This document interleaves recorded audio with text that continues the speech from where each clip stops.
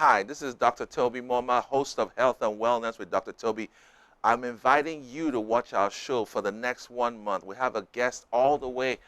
Roots are in Maiduguri, Borno State, Nigeria. She moved at the age of 18. She moved here, started community college. She got married after her nursing program, became a nurse practitioner. Today, she's a nurse practitioner at the Jackson Hines Comprehensive Center.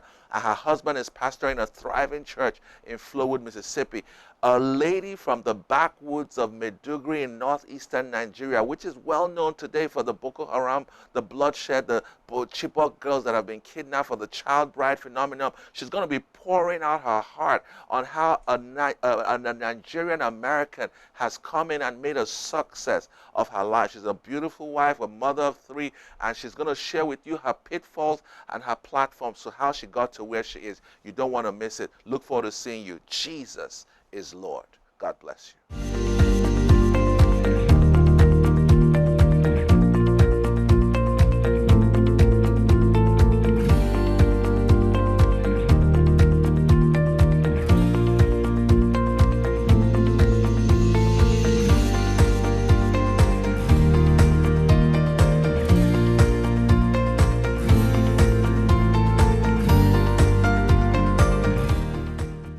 This is Dr. Toby Moma welcoming you to our show, Health and Wellness with Dr. Toby. What an honor to have you on our show this afternoon, this morning, this evening, wherever you're watching. Don't touch that dial. We have a great show. We have a great guest. Miss Serna Musa is a nurse practitioner. Her husband is a pastor. She's going to share insights from her experience growing up in northern Nigeria. Yes, you heard me, northern Nigeria. She's been a great testimony of resilience and coming from what some people will consider a lack of opportunity to taking her opportunity here in the United States. Truly, America is one of the greatest, if not the greatest country in the world for making possible what others don't think possible. So what an honor today we have Ms. Musa on the show with us. You're welcome, ma'am. Thank you. Real pleasure. So we met a few years ago through your husband. Yes. And let's go back a little bit. He told me he met you in elementary school. Is that true? That is true. We grew up together. His mom is like a family friend. So we were in his house almost all the time for birthday parties, for Christmas, or any kind of celebration. So it's kind of normal going to his house. And then we ended up in the same elementary school because we lived very, very close to each other. So we were elementary school, but at that time I didn't like him. So it's kind of strange. We ended up being married. Tell me, what was it like growing up in Maiduguri? Because for those of you who are watching, Maiduguri has been the epicenter of the Boko Haram terrorist attacks. Every time you hear Boko Haram, it's always close to Maiduguri. Now, that was the part of Nigeria our sister Musa grew up in. So I wanted you to tell me your experience 12, 15, 20 years ago growing up in that part of the world. What was it like? Maiduguri, Borno State was called Home of Peace because it was a peaceful state in the whole of Nigeria. And growing up, it was very peaceful. I don't even know what a bomb sounded like or a gunshot sounded like. Everything was just beautiful. I loved growing up there. I loved the culture. It's rich in culture. We have the Fulani, Kanuri, Buramargi. So it's a lot, and especially during marriages or any kind of occasion, it's a very beautiful state, and we loved it. I really would have loved my children going there and visiting or growing up there, but right now it's just not the best place. So what happened in the last 20 years that changed the trajectory of this home of peace to now the epicenter of war? From what I heard was they have a Muslim Shia group, which is the Boko Haram. They're very extremist. They believe education is haram. Haram is pretty much a bad thing. So Boko Haram means Western education is forbidden. It's forbidden. So they don't want you to go to any school, no education, no pretty much know nothing. They don't want you to do anything but study Islamic religion. Um, but the thing is, everything revolves around education, and even the Muslims. Not all the Muslims in Borno State are Boko Haram. It's actually a very, very uh, small amount part of the Borno State people that are considered Boko Haram. But from what I understood, Boko Haram people are not even, most of them are not Locals. even locals. They're not even Nigerians. Some Wow. of them are from Niger, Cameroon, Central Africa, or other African countries that came and they want to take over. And a lot of it has to do with the oil. They found out there's crude oil in the Chad area, and so a lot of them are trying to take So over that you place. came from a background, I mean, not Boko Haram, but there was a subset of individuals who wanted Western education forbidden. Now, today you've come to the United States, you've pursued a nursing degree, you're now a nurse practitioner. You're going to tell me about your dad and mom who are very well educated. What in your home made you different from that Boko Haram sect? I mean, what motivated your father and your mother to pursue this relentless quest for knowledge and education? Because you and I know, we know Boko Haram is in the minority, but there are stories of girls being kidnapped, you know, Yeah. Chibok girls, and Hmm. they get them wedded at 12 years old and 13 years old, and these girls, they refuse for them to go to school. All they do is have children and become, I think they call them haram or whatever. So what I'm trying to say is that your parents had a different ideology about life. Can you share what it was like growing up in your home, especially in respect to you and your brothers and sisters? Well, our education journey started with our grandparents. My paternal grandfather did not go to school. He wasn't educated, but he believed in education. He wanted his children to go to school, so my father was sent to a school that's like almost 10 kilometers away from his village. So pretty much it's like it's considered far because and he had to live in a hut with his brothers, cook for themselves. They were like in elementary school now, Wow. living there for the whole, and they'll come home for weekends, and that's how they did. And then some weekends they have to work for people because they will have live in somebody's house, and they have a little hut on the side for them to stay in. But it was really not a good environment, not a good thing for them. But they stayed there. All of them went to school. Some of them are doctors, veterinary doctors. My dad is a professor, and they just it's just a lot of resilience. And my grandfather insisted they have to stay in school. And on my mother's side, my grandfather is also educated. He has a bachelor's degree Oh, in wow. education, so he was lucky enough to go with the missionaries, and Okay. so they educated him, and they don't know what education is, but they know it's important. That's how my grandfather was. He didn't go to school, but he knew it's important, and they pushed their children, and everybody just keep going because when you educate people, they get a better jobs, they get better life, and so they kept going. They Wow. kept going. And how did this affect you and your sisters and brothers? I mean, where are your sisters and brothers today? I have sisters. I have two sisters in Nigeria, and some of them, most of them, are here. It affected us because we knew education is it is that's it. We when we grew up, like I remember coming here, people talk about, oh, they graduated, they finished school, and I'm like, what is finished school? You finish high school, that's not school, that's like starting.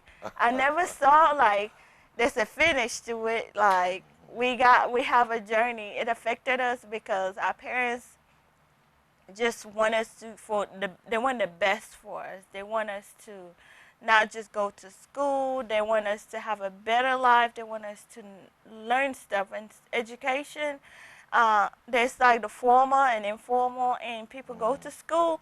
You learn, you pick up a little bit of everything. So it affected us because we knew education was So very, one of very your important. sisters is in Nigeria.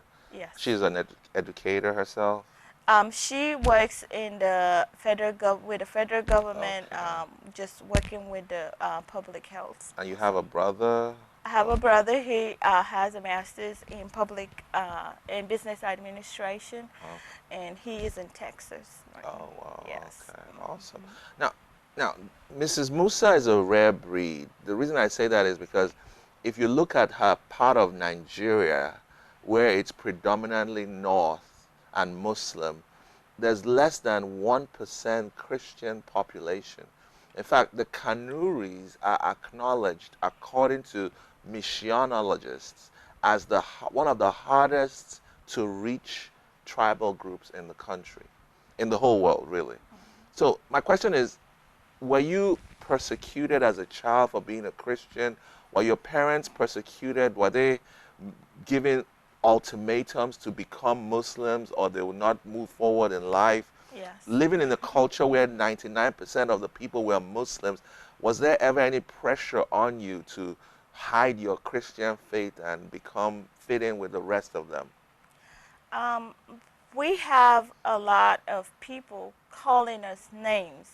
Um, Pretty much they call us pagans. Like being a Christian, we're like considered pagans, and that's what they call us.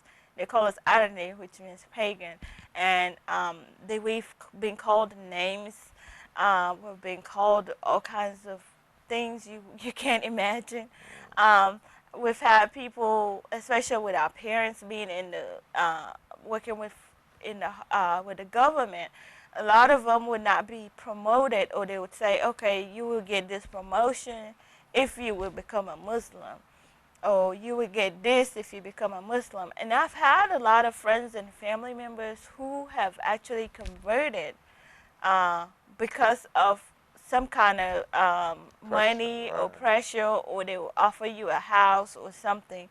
And poverty, a lot of people are poor, so giving them a small house, even if it's a 1-bedroom, 2-bedroom house, that's a big thing because it's going to change their lives. So a lot of them just go for it. And I remember my father-in-law was told to become a Muslim so he can be promoted, and he was like, he would rather die where he is. Pretty much he had his own, he had a lot of houses, he got his own job, he has whatever he's making is enough to sustain him. So why does he have to change to just make other people happy? So did that play a role in your father moving to the United States? Do you think it was a reason, or he just wanted to change environment? For my father, he just decided to come here for education. Okay. He applied to the school here in Michigan. Wow. University of... Something Okay. technical in Michigan. And then he applied to MIT, which actually they accepted him, and Texas Tech accepted him. Wow. But he felt like MIT just didn't sound like a university, because in Nigeria you have to have a university in it. So he decided it wasn't good enough, and then he didn't like the cold weather, so he left and went to Texas Tech. But a lot of education is very important. So he got his master's in engineering at Texas Tech? Yeah, and his PhD is Texas And his Tech. PhD in what kind of engineering? Electrical engineering. Electrical, wow. Yes. And he never wanted to go back after that, or he just felt, let me just make the most of my American adventure? I think after you've lived here for a while, it just becomes like home. I remember going back home a few years back. It just felt like you don't know where home is. Right. Because it feel like this is home and back home is home, but at the same time when you go, you don't feel like somehow you feel left out. You feel just all your friends, a lot of your friends have passed away, or you're just not as close as you used to be, and he has it going better here, so he would at least rather stay here than go back home. So a lot of my viewers have never been to Nigeria. They've never left Louisiana. That's the truth. Right. Maybe they've gone to Alabama, Mississippi, Texas. and they're like, wow, what are the living conditions? I want you to give them an example, a graphic image of the difference between America and Nigeria, not to make them despise or but let them appreciate what they have, because a lot of people don't appreciate what they have until they cross and see another person's country. And you know, there's positives in America, there are negatives in America, there are positives in Africa, there are negatives in Africa. So from your personal experience, having been in the US for 16 years and having lived in Nigeria for another 12, 15, 30, 12, 13 years, tell us your experience from both sides of the coin. What would you say is a positive? What would you say is a negative on America's side and on Nigeria's side? Growing up, we lived in a two-bedroom house initially, two bedrooms, and it's me, my mother, my sister, and then I have a bunch of aunties. My mom has two sisters that were living with us and three of her brothers. Well, actually, three sisters, three brothers, all of us in a two-bedroom house. But we never felt like it was too That's small. like 10 people. Yeah, we never felt like it was too small. We all had, like, the boys had their room, girls had their room, and then sometimes, like at nighttime, the boys would sleep in the living room and the girls would sleep in the other rooms, and we were fine with it. It was perfect. But even at that time, my mom kept pushing her brothers. She paid for their school fees. She paid for their education, and now they're all successful. They're living a good life, and praise to God for that. But life here is a lot better when it comes to opportunities and access to not just healthcare, access to like food. You can get help. You can get food stamps, which I was like, wow, when we're there, you don't have no food stamps. You're gonna have to work. You have even student loans. You can get loans to go to school, which is amazing. I'm like, why can't people take advantage of that? Back home, you don't have no student loans. If you don't have money, you just don't go to school. There's a lot of stuff. If you want to eat certain foods, people can afford to buy food. It's a lot cheaper than it considerably back home, and you can get a job easy. And it's pretty easy to get a job back home. It's not. People are educated. I have people who have master's degrees. I have cousins who have master's degrees and don't have a job. And people, and not even, they just want a regular job. They don't have it. So you can have a high school. You don't even have to have a high school degree. You can get some kind of job in America. Yeah. And change your. You can land in America and walk into a job the next day. Yes. A friend of mine said he came from Nigeria. He had, this lottery visa, and he was shocked. The next day, he walked into Walmart, and they offered him a job. They didn't know him from Adam. They said, we want you to start today. And he was like, this is unbelievable. My husband went to an interview, and he ended up staying for to work that day.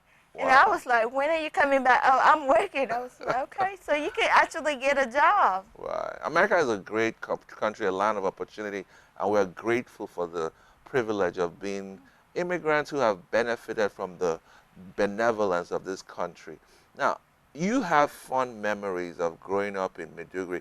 I want you to just think the fondest memory. What was your fondest memory? Because the people watching, the only thing they hear about Maiduguri is bomb blast, Boko Haram, bloodshed, Chibok girls, bring back our girls. Nobody hears good things about Maiduguri, but there are some fun things, right? Some, of course. Memories that you remember. So tell us, which one is your fondest memory of that? Ours is Christmas. We love Christmas. We look forward to Christmas, like the Christmas carols. There's just going to church, and then at that time we get to wear new clothes because we don't have money to buy clothes, and our parents will be able to buy us like an outfit or two or shoe, and that's what we look forward to because that's when we get our new clothes.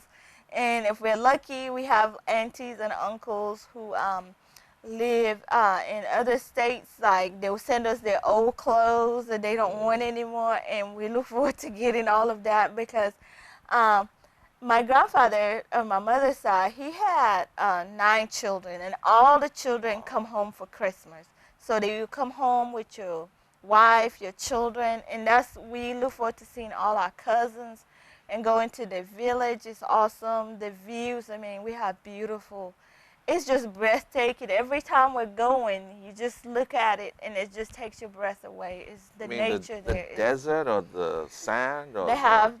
It's actually there's a place in on our way to the to our village. They have mountains that was like almost thousands of years old, and wow. it just erupted from nowhere. So and then the beautiful thing about it is every mountain is different colors. Like God just decided to just made everything just beautiful. So you Wow. see like a whole mountain, like almost a mile.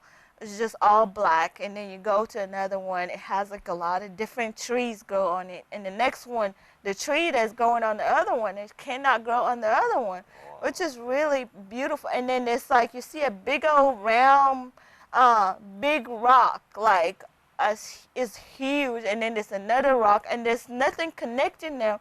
It's like you feel like it's gonna fall off, but it's been there for years, just sitting And actually, there. a lot of people don't know this, but the Kanuri Empire is one of the oldest Empire. empires in the world. Yes. It even predates the Fulani Empire, Yes. also I hear. Yes. Yes. So when you go to Maiduguri, there's a lot of historical Oh, yeah. artifacts. You see maybe huts that were built thousands of years ago, but today it's all been destroyed, a lot of it because of the Boko Haram. Have you heard of kunu? Some people say it's a good drink to drink in Maiduguri. Is that true, or did you It's like it? true. Kunu, I loved kunu, but kunu is different. There are different kinds of kunu. Okay. So Just what like is kunu? kunu is it's based on different culture, but kunu is pretty much it can be made with corn or maize or millet or cow milk, fermented cow milk, and they pretty much boil some water, put it like the millet in there, and put some, or you can put rice or whatever, and put some sugar, and it's really good. It's like a porridge, but it's really, really good and refreshing. And a lot of people drink it in the Ramadan season out to break their fast. But we love it so much. My mom makes kunu like 2, 3 times a week. So Oh, really? yes, we love kunu. Wow. It's hard to find here in America, right? It is hot, but I make kunu now Oh, by wow. using rice. We do use peanuts. So we Really? make kunu. It Wow. depends on the different kinds of kunu. So Oh. we grew up drinking a lot of that. I need to come and taste your kunu because I've never tasted kunu. So. Yeah, it's done like if you go to a funeral, like somebody dies, they give kunu there, Oh. or wedding, or just everything. It's just Now tell me about your faith journey. So you grew up in a Christian household. Your dad was a Christian. Your mom was a Christian. Your grandfather was sponsored by the missionaries. So Christian. there was a lot of Christian influence. Yes. So, I mean, were your parents going to church every Sunday? When did you yourself give your life to Jesus? What was the turning point? What gave you that next level experience in your Christianity? Growing up, we were going to church. Church was normal. Like every Sunday, you look forward to just putting on your Sunday outfit and just going to church. What kind of church? We had what is called the EYN, which is like Evangelical Church Evangelical Church. Yeah. Nigeria. Yeah. So we went to that church, and that's what almost all my relatives, everybody went there, and we just love going because of the songs and really nothing about relationship with God. At that time, what they taught us was pretty much God was, He is good, but He's doesn't like you to sin. So the moment you sin, it's like you're no longer good. There's no grace. So you kind of feel like, yeah, today, if I give my life to Christ, and then tomorrow, or I do something wrong, God does not forgive me anymore. I have to do it again. So every Sunday, when they call altar call, we're there every Sunday.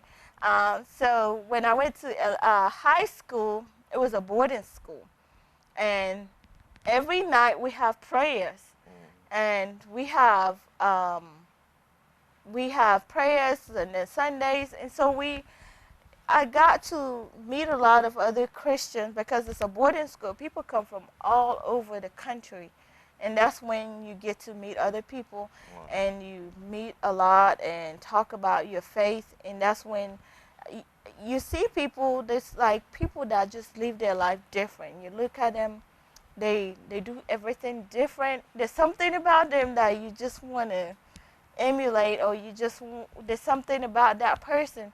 So they're like a group of girls that I just loved being around them. They never say anything bad. They just love to do good. And Wow. the moment I just copied them, I followed them. We were friends. We're still friends now. And that was when I decided I think it's time. And then I learned about Jesus a lot more, and about developing relationship with God. And I learned about grace. So, and then watching TVs, you're watching Benny Hinn at that time. We have a lot of other pastors that would teach us about faith, and we learn to not just Jesus he's awesome. He loves us, and he's not there to condemn us, because we were taught about condemnation, but God loves us so much. He wants us for himself. And this evangelical, I think EYN was a church planted by American missionaries. Yes. So America had a lot of influence on people like Musa. So Absolutely. a lot of you who are given to missionaries, keep on giving. You cannot quantify the effect of your giving on places like Maiduguri in northern Nigeria. You're placing, there's no value you can place on a soul. So what you're doing, I want you to keep on doing it, because what you sow is making a difference in some of the hardest to reach parts of the world. And our sister Musa is an example. When she comes back, she's going to continue her story. She's going to tell us her journey through America. Came here 16 years ago. Now she's a nurse practitioner at the Hines Comprehensive Community Health Center, which is a federally qualified health center.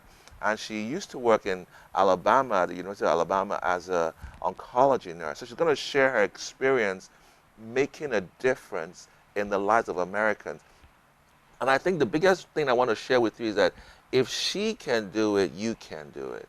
Because in America, a lot of people think the black girl is disenfranchised. The black girl is not given the opportunity. But here you have a foreign black girl moving through the ranks to become the best in her career. All it tells me is that if she can do it, anybody can do it. And she's going to share with you how she did it and how God made it possible. So I'm Toby Moma. I approve this message. This is Faith and Power Ministries inviting you to tune in next time for a time with God on health and wellness with Dr. Toby. Don't forget, our Holy Ghost night comes up every last Friday of the month. The next one is October 25th, Clarion Inn, 11 p.m. Look forward to seeing you there. Check us out, faithandpower.online. Faithandpower.online. God bless you. Jesus is Lord. Amen.